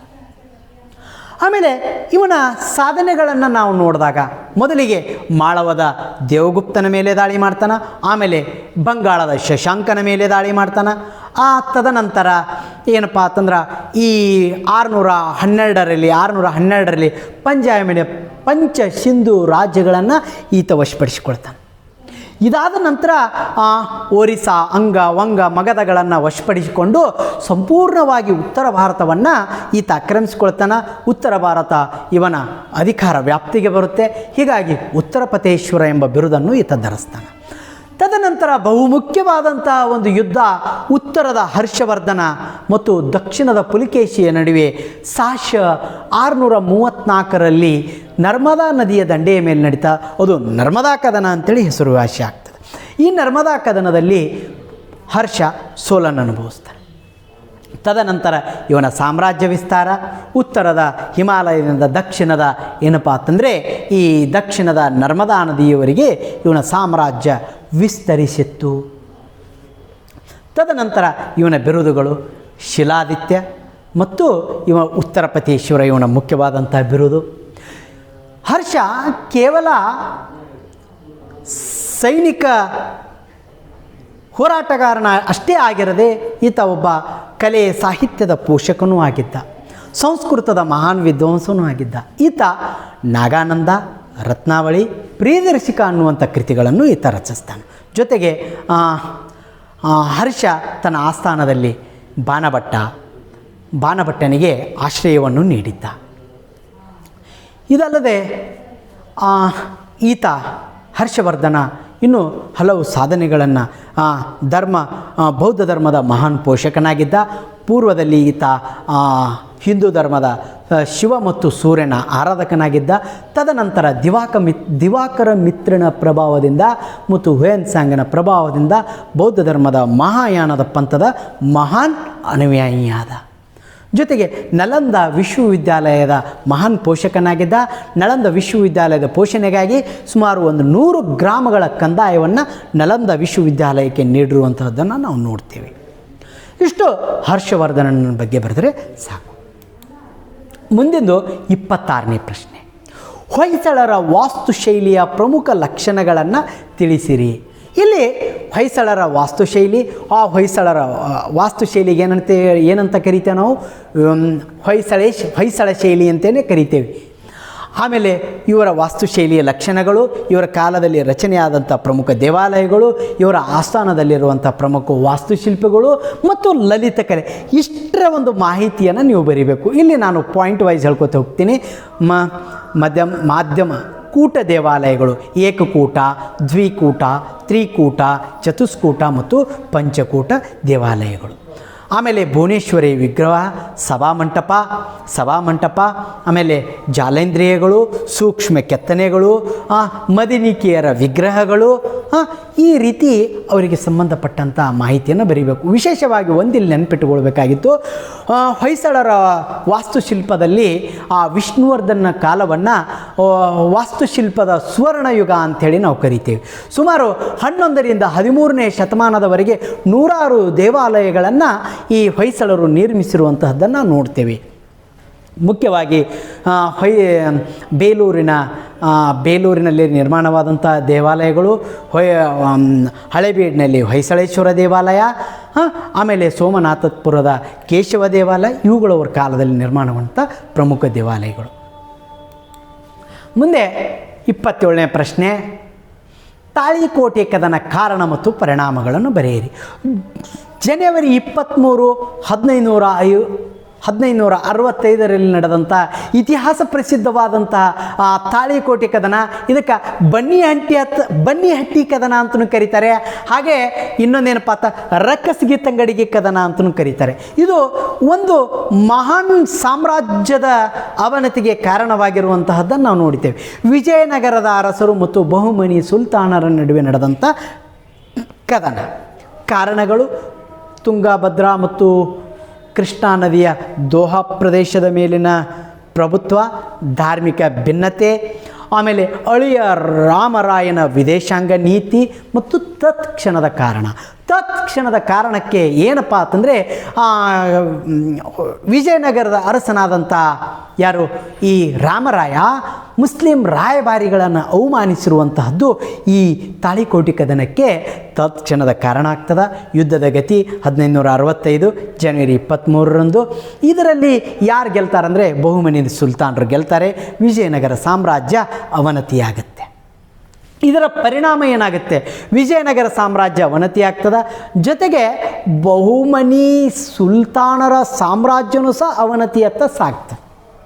ಅದು ಸಹ ಅವನತಿಯಾಗಿರುವಂಥದ್ದನ್ನು ಇಲ್ಲಿ ನಾವು ನೋಡ್ತೀವಿ. ಆಮೇಲೆ ಈ ಕದನದಲ್ಲಿ ವಿಜಯನಗರ ಸುಲ್ತಾನರ ಸೋಲಿಗೆ ಏನು ಕಾರಣ ಅಂದರೆ ರಾಮರಾಯನ ದೋಷಪೂರಿತ ವಿದೇಶಾಂಗ ನೀತಿ ಮತ್ತು ಇನ್ನೊಂದು ಗಿಲಾನಿ ಸಹೋದರರ ಮೋಸ, ಇವು. ಆಮೇಲೆ ಸೂಕ್ತ ನಾಯಕತ್ವದ ಕೊರತೆ, ಆಮೇಲೆ ಆಧುನಿಕ ಶಸ್ತ್ರಾಸ್ತ್ರಗಳ ಅಭಾವ, ಇವೆಲ್ಲ ಏನಪ್ಪ ಅಂತಂದರೆ ವಿಜಯನಗರದ ಸೋಲಿಗೆ, ರಕ್ಕಸಿಗೆ ತಂಗಡಿಗೆ ಕದನದಲ್ಲಿ ವಿಜಯನಗರದ ಸೋಲಿಗೆ ಕಾರಣ. ಮುಂದೆಂದು ಇದರ ಪರಿಣಾಮಗಳು ನಾನು ಆಗಲೇ ಹೇಳಿದೆ. ವಿಜಯನಗರ ಸಾಮ್ರಾಜ್ಯಕ್ಕೆ ಸೋಲಾಗ್ತದೆ. ವಿಜಯನಗರ ಸಾಮ್ರಾಜ್ಯವನ್ನು ಯಾರು ಈ ಶಾಹಿ ಸಂತತಿಯವರು ಲೂಟಿ ಮಾಡ್ತಾರೆ. ಫೋರ್ಚುಗೀಸರ ವ್ಯಾಪಾರಕ್ಕೆ ಹಿನ್ನಡಿ ಆಗ್ತದೆ. ಧಾರ್ಮಿಕ ಬೆಳವಣಿಗೆಗೆ ಅಡ್ಡಿ ಆಗ್ತದೆ. ನಾಯಕರು ಮತ್ತು ಪಾಳೆಗಾರರು ಸ್ವತಂತ್ರ ಆಗ್ತಾರೆ. ಪರಿಣಾಮ ಚಿತ್ರದುರ್ಗದ ನಾಯಕರು, ಇಕ್ಕೇರಿಯ ನಾಯಕರು, ಮೈಸೂರಿನ ಒಡೆಯರ್ ಅನ್ನುವಂಥ ಹೊಸ ರಾಜಮನೆತನಗಳು ಹುಟ್ಟುಕೊಂಡಿರುವಂಥದ್ದನ್ನು ನಾವು ನೋಡ್ತೇವೆ. ಹಾಗಾಗಿ ವಿಜಯನಗರ ಸಾಮ್ರಾಜ್ಯದ ನೇರ ವಾರಸುದಾರರು ಅಂತೇಳಿ ಮೈಸೂರಿನ ಒಡೆಯರಿಗೆ ನಂತರದಲ್ಲಿ ನಾವು ನೋಡ್ತೇವೆ. 28ನೇ ಪ್ರಶ್ನೆ, ಮಧ್ವಾಚಾರ್ಯರ ಜೀವನ ಮತ್ತು ಬೋಧನೆಗಳನ್ನು ವಿವರಿಸಿರಿ. ಮಧ್ವಾಚಾರ್ಯರ ಕಾಲ 1238ರಿಂದ 1317. ಇವರು ಪ್ರತಿಪಾದಿಸಿದಂಥ ಸಿದ್ಧಾಂತ ದ್ವೈತ ಸಿದ್ಧಾಂತ. ಇವರ ಜನನ ಉಡುಪಿಯ ಬಳಿ ಪಾಜಕ 1238ರಲ್ಲಿ ಆಗ್ತದೆ. ತಂದೆ ಮಧ್ಯಗೆಯ ನಾರಾಯಣ ಭಟ್ಟ, ತಾಯಿ ವೇದಾವತಿ. ಇವರ ಮೂಲ ಹೆಸರು ಪೂರ್ಣಪ್ರಜ್ಞ ಮತ್ತು ಆನಂದ ತೀರ್ಥ ಅಂತಲೂ ಕರೀತಾರೆ. ಇವರ ಗುರುಗಳು ಅಚ್ಯುತ ಪ್ರೇಕ್ಷಕರು. ಇವರು ಕಾಶಿ, ಹರಿದ್ವಾರ್, ಗಾಯಾ ಈ ಸೇರಿದಂತೆ ಇಡೀ ಭಾರತವನ್ನು 2 ಬಾರಿ ಪ್ರವಾಸವನ್ನು ಮಾಡ್ತಾರೆ. ಇವರು ಉಡುಪಿಯಲ್ಲಿ ಅಷ್ಟಮಠಗಳನ್ನು ಸ್ಥಾಪನೆ ಮಾಡ್ತಾರೆ. ಅವುಗಳಲ್ಲಿ ಸೋದೆ ಮಠ, ಶಿರೂರು ಮಠ, ಕಾಣಿಯೂರು ಮಠ, ಪಾಲಿಮಾರ್ ಮಠ, ಅದಮಾಮೂರು ಮಠ, ಕೃಷ್ಣಪುರ ಮಠ, ಪುತ್ತಿಗೆ ಮಠ, ಪೇಜಾವರ ಮಠ. ಇವರ ಕೃತಿ ಗೀತಭಾಷ್ಯ, ಬ್ರಹ್ಮಸೂತ್ರ ಭಾಷ್ಯ, ಅಣುಭಾಷ್ಯ, ದ್ವಾದಶ ಸ್ತೋತ್ರ. ಹಾಗೆಯೇ ಇವರ ಬೋಧನೆಗಳು ಆ ದ್ವೈತ ಸಿದ್ಧಾಂತದಲ್ಲಿ ಆತ್ಮ ಮತ್ತು ಪರಮಾತ್ಮ ಒಂದರೊಳಗೊಂದು ವಿಲೀನವಾಗುವುದಿಲ್ಲ. ಆದರೆ ಅದ್ವೈತ ಸಿದ್ಧಾಂತದಲ್ಲಿ ಹೇಳ್ತಾ ಆತ್ಮ ಮತ್ತು ಪರಮಾತ್ಮ ಒಂದರಲ್ಲಿ ಒಂದು ವಿಲೀನಗೊಳ್ಳುತ್ತದೆ ಅಂತ ಹೇಳ್ತಾರೆ. ಆತ್ಮ ಇನ್ನೊಂದು ಆತ್ಮದೊಂದಿಗೆ ವಿಲೀನವಾಗುವುದಿಲ್ಲ. ಜಡ ಪ್ರಪಂಚ ಪರಮಾತ್ಮನೊಂದಿಗೆ ವಿಲೀನಗೊಳ್ಳುವುದಿಲ್ಲ, ಜಡ ಪ್ರಪಂಚ ಆತ್ಮದೊಂದಿಗೆ ವಿಲೀನಗೊಳ್ಳುವುದಿಲ್ಲ, ಜಡ ಪ್ರಪಂಚ ಇನ್ನೊಂದು ಜಡ ಪ್ರಪಂಚದೊಂದಿಗೆ ವಿಲೀನಗೊಳ್ಳುವುದಿಲ್ಲ. ಇದನ್ನು ಸಂಕ್ಷಿಪ್ತವಾಗಿ ಅವರ ಬೋಧನೆಗಳನ್ನು ವಿವರಿಸಿ ಉಪಸಂಹಾರ ಬರೆದರೆ ಸಾಕಾಗುತ್ತೆ. 29ನೇ ಪ್ರಶ್ನೆ, ಸ್ವಾಮಿ ವಿವೇಕಾನಂದರ ವ್ಯಕ್ತಿತ್ವವನ್ನು ಚರ್ಚಿಸಿ. ಸ್ವಾಮಿ ವಿವೇಕಾನಂದರ ಕಾಲ 1863, ಜನವರಿ 12, 1863ರಿಂದ ಜುಲೈ 4, 1904ರವರೆಗೆ. ಸ್ವಾಮಿ ವಿವೇಕಾನಂದರ ಜನನ 1863 ಜನವರಿ 12ರಂದು ಕಲ್ಕತ್ತಾದಲ್ಲಿ ಜನಿಸ್ತಾರೆ. ಹೀಗಾಗಿ ಸ್ವಾಮಿ ವಿವೇಕಾನಂದರ ಆ ಜನ್ಮದಿನ ಜನವರಿ 12ನ್ನು ರಾಷ್ಟ್ರೀಯ ಯುವ ದಿನಾಚರಣೆಯನ್ನಾಗಿ ಆಚರಣೆ ಮಾಡ್ತಾರೆ. ತಂದೆ ವಿಶ್ವನಾಥ ದತ್ತ, ತಾಯಿ ಭುವನೇಶ್ವರಿ ದೇವಿ. ಇವರ ಸ್ವಾಮಿ ವಿವೇಕಾನಂದರ ಮೂಲ ಹೆಸರು ನರೇಂದ್ರನಾಥ ದತ್ತ ಅಂಥೇಳಿ. ಇವರ ಗುರು ರಾಮಕೃಷ್ಣ ಪರಮಹಂಸ. 1893ರಲ್ಲಿ ಅಮೇರಿಕದ ಚಿಕಾಗೋದಲ್ಲಿ ವಿಶ್ವಧರ್ಮ ಸಮ್ಮೇಳನದಲ್ಲಿ ಭಾಗವಹಿಸಿ ಸಹೋದರಿ ಅಂಥೇಳಿ ಭಾಷಣವನ್ನು ಪ್ರಾರಂಭ ಮಾಡ್ತಾ ಭಾರತದ ಸಂಸ್ಕೃತಿಯನ್ನು, ವೇದಗಳನ್ನು, ಉಪನಿಷತ್ತುಗಳನ್ನು, ಹಿಂದೂ ಧರ್ಮವನ್ನು ಪ್ರಪಂಚಕ್ಕೆ ಪರಿಚಯಿಸಿದಂಥ ಕೀರ್ತಿ ಸ್ವಾಮಿ ವಿವೇಕಾನಂದರಿಗೆ ಸಲ್ಲುವಂತಹದ್ದು. 1897ರಲ್ಲಿ ರಾಮಕೃಷ್ಣ ಮಿಷನನ್ನು ಸ್ಥಾಪನೆ ಮಾಡ್ತಾರೆ. ಅದು ಕಲ್ಕತ್ತಾದ ಬಳಿ ಬೇಲೂರಿನ. ಯುವಕರಿಗೆ ಇವರು ನೀಡಿದಂಥ ಅತ್ಯಂತ ಮುಖ್ಯವಾದಂಥ ಸಂದೇಶ ಅಂದರೆ ಎದ್ದೇಳಿ ನಿಮ್ಮ ಗುರಿ ತಲುಪುವವರೆಗೂ ನಿಲ್ಲದಿರಿ ಅನ್ನುವಂತಹದ್ದು. ಹಾಗೆ ಇವರಿಗೆ ಭಾರತದ ರಾಷ್ಟ್ರಪ್ರೇಮಿ ಸಂತ ಅಂತಲೂ ಕರೀತಾರೆ. ಇವರು ಆಂಗ್ಲ ಭಾಷೆಯಲ್ಲಿ ಏನಪ್ಪ ಅಂತಂದರೆ ಪ್ರಬುದ್ಧ ಭಾರತ ಅನ್ನುವಂಥ ಪತ್ರಿಕೆಯನ್ನು, ಬಂಗಾಳಿಯಲ್ಲಿ ಉದ್ಬೋಧನ ಅನ್ನುವಂಥ ಪತ್ರಿಕೆಯನ್ನು ಪ್ರಕಟಿಸಿ ಜನತೆಯಲ್ಲಿ ರಾಷ್ಟ್ರಪ್ರೇಮ, ಧರ್ಮ, ಹಿಂದೂ ಧರ್ಮ, ಸಂಸ್ಕೃತಿಯನ್ನು ಪ್ರಸಾರ ಮಾಡುವಂಥ ಕೆಲಸವನ್ನು ಸ್ವಾಮಿ ವಿವೇಕಾನಂದರು ಮಾಡಿದರು. ಮುಂದೆ 30ನೇ ಪ್ರಶ್ನೆ, ಕರ್ನಾಟಕದ ಏಕೀಕರಣ ಚಳವಳಿಯನ್ನು ಕುರಿತು ಸಂಕ್ಷಿಪ್ತವಾಗಿ ಬರೆಯಿರಿ. ಕರ್ನಾಟಕದ ಏಕೀಕರಣ ಅಂದರೆ ಏನು? ಮೊದಲನೇದಾಗಿ ಕರ್ನಾಟಕದಿಂದ ಹರಿದು ಹಂಚಿ ಹೋದಂತಹ ಪ್ರದೇಶಗಳನ್ನು ಕರ್ನಾಟಕದ ಜೊತೆ ಸೇರಿಸಿಕೊಳ್ಳುವಂತಹದ್ದು. ಹೌದಾ? ಈ ಕನ್ನಡವನ್ನು ಮಾತನಾಡುವವರನ್ನು ಕೂಡಿಸುವಂತಹದ್ದು. ಈ ಏಕೀಕರಣ ಚಳವಳಿ ಪತ್ರಿಕೆಗಳು ಸಂಯುಕ್ತ ಕರ್ನಾಟಕ, ವಿಶಾಲ ಕರ್ನಾಟಕ, ಕರ್ನಾಟಕ ವೃತ್ತ, ಹೀಗೆ ಹಲವು ಕಸ್ತೂರಿ, ಈ ಹಲವು ಪತ್ರಿಕೆಗಳು ಕರ್ನಾಟಕ ಏಕೀಕರಣದಲ್ಲಿ ಮಹತ್ವದ ಪಾತ್ರವನ್ನು ವಹಿಸಿರುವಂತಹದ್ದನ್ನು ನಾವು ನೋಡ್ತೇವೆ. ಆಲೂರು ವೆಂಕಟರಾಯರು ಅವರ ಪ್ರಸಿದ್ಧ ಕೃತಿ ಕರ್ನಾಟಕದ ಗತವೈಭವ, ಕರ್ನಾಟಕ ವಿದ್ಯಾವರ್ತಕ ಸಂಘ, ಕನ್ನಡ ಸಾಹಿತ್ಯ ಪರಿಷತ್ತು, ಜೊತೆ ಕವಿಗಳು ಆಲೂರು ವೆಂಕಟರಾಯ್ ಉದಯವಾಗಲಿ ಚೆಲುವ ಕನ್ನಡ ನಾಡು ಅನ್ನುವಂಥದ್ದು ಬರೀತಾರೆ. ಕುವೆಂಪು ಅವರು ಜಯ ಭಾರತ ಜನನೀಯ ತನುಜಾತಿ ಅನ್ನುವಂಥದ್ದು ಬರೀತಾರೆ.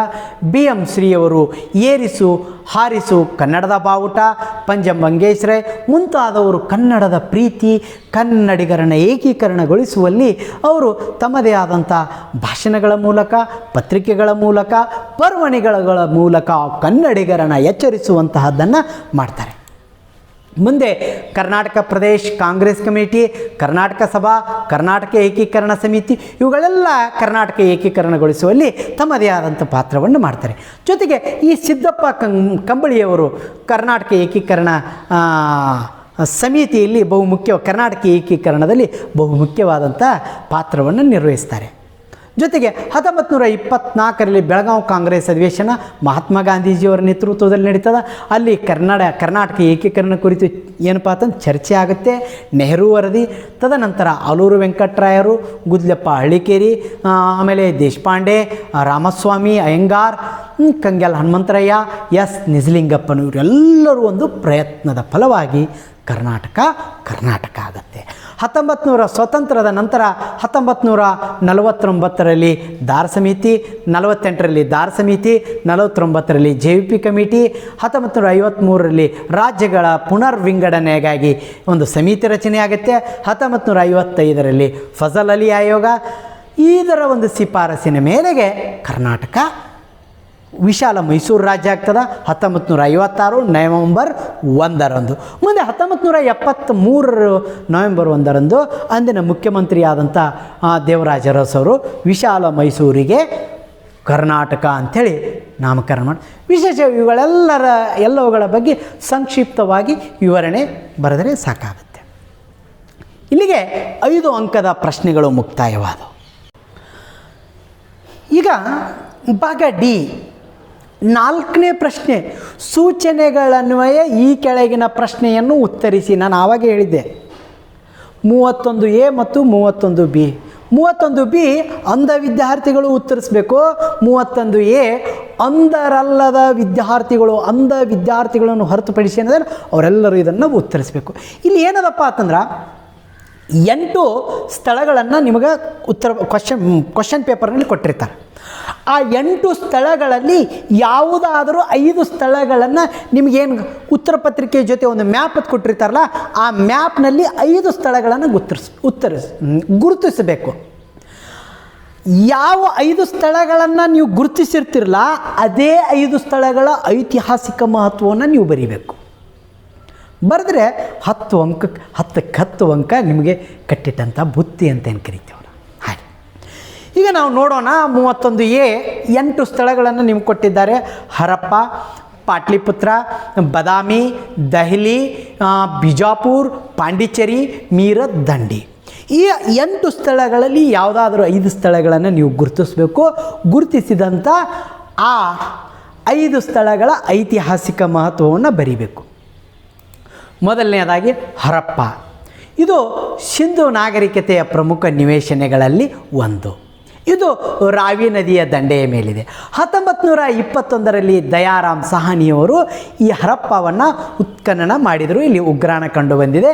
ಇದು ಪಾಕಿಸ್ತಾನದಲ್ಲಿದೆ. ಎಸ್. ಮುಂದಿನ 2ನೇದು ಪಾಟ್ಲಿಪುತ್ರ. ಪಾಟ್ಲಿಪುತ್ರ ಪ್ರಸ್ತುತ ಬಿಹಾರ್ ರಾಜ್ಯದಲ್ಲಿದೆ. ಇದು ಬಿಹಾರ್ ರಾಜ್ಯದ ರಾಜಧಾನಿ. ಪಾಟ್ಲಿಪುತ್ರಕ್ಕೆ ಇವತ್ತು ಪಾಟ್ನಾ ಎಂದು ಕರೆಯುತ್ತೇವೆ. ಈ ಹಿಂದೆ ಪಾಟ್ಲಿಪುತ್ರ ಮಗಧ, ಮೌರ್ಯರ ಮತ್ತು ಗುಪ್ತರ ರಾಜಧಾನಿಯಾಗಿತ್ತು. ಗಂಗಾ ನದಿಯ ದಂಡೆಯ ಮೇಲಿದೆ ಈ ನಗರ. ಬಾದಾಮಿ ಕರ್ನಾಟಕದ ಬಾಗಲಕೋಟೆ ಜಿಲ್ಲೆಯಲ್ಲಿರುವ ಒಂದು ತಾಲೂಕಾ ಕೇಂದ್ರ.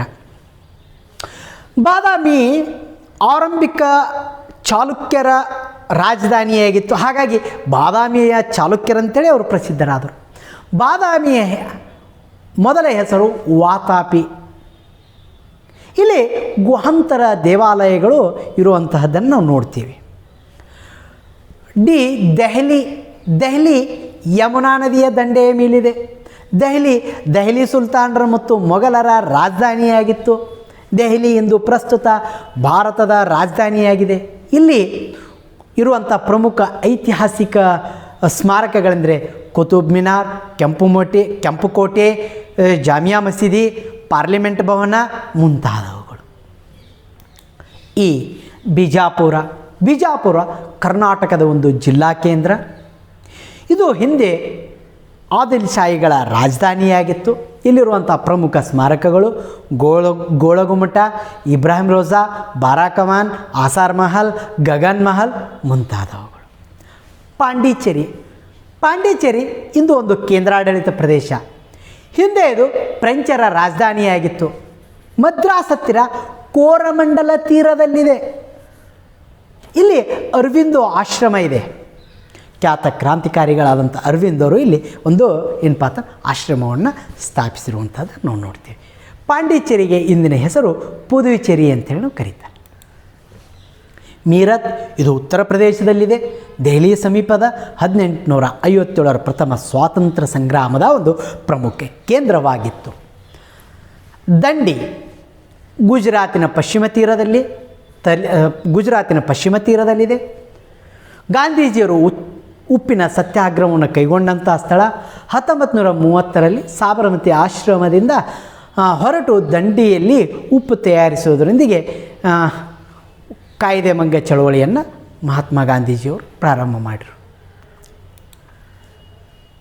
ಇನ್ನು 31B ದೃಷ್ಟಿ ವಿಕಲಚೇತನ ವಿದ್ಯಾರ್ಥಿಗಳಿಗೆ ಅಂದರೆ ಅಂಧ ವಿದ್ಯಾರ್ಥಿಗಳಿಗೆ. ಅಲ್ಲಿ 2 ಪ್ರಶ್ನೆಗಳನ್ನು 10 ಅಂಕದ ಪ್ರಶ್ನೆಗಳಿರ್ತಾವೆ. 2ರಲ್ಲಿ ಒಂದನ್ನು ನೀವು ಬರೀಬೇಕು.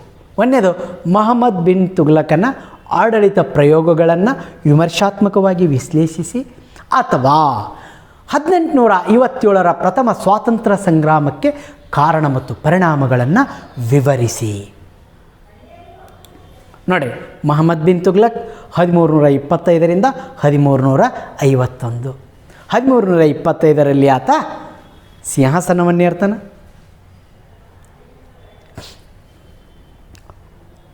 1351ರಲ್ಲಿ ತಟ್ಟಾದ ಬಳಿ ಆತ ಮರಣವಂತ. ರಾಜಧಾನಿ ಬದಲಾವಣೆ, ದೋವಾ ಪ್ರದೇಶದಲ್ಲಿ ತೆರಿಗೆ ಹೆಚ್ಚಳ, ಮಂಗೋಲರಿಗೆ ಹಣ ಕೊಟ್ಟು